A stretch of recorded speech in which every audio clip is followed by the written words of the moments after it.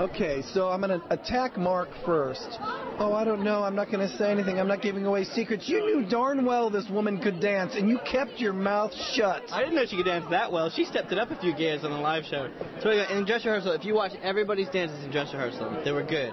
And tonight, when the live show, everyone's adrenaline just took it up like 10 notches. Everybody was amazing. Everybody was completely different. It was like, we were all watching like, wow. What?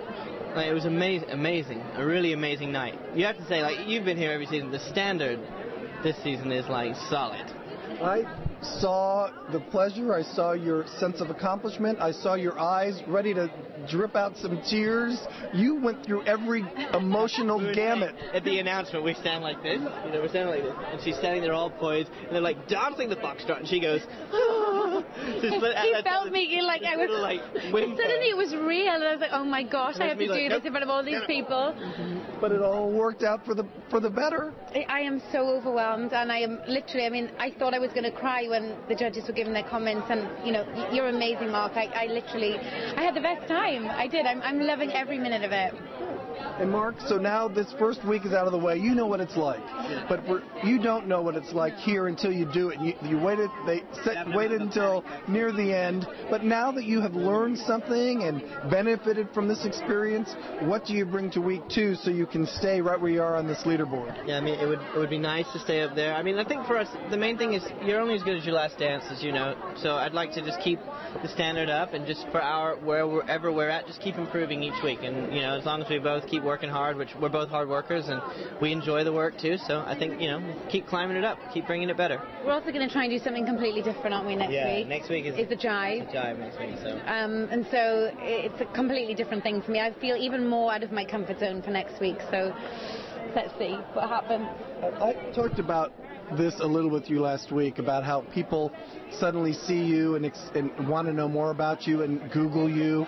If people aren't Googling you right now who didn't know who you were, I just think that, you could see a spike in album sales because you're adorable. Oh, thank you.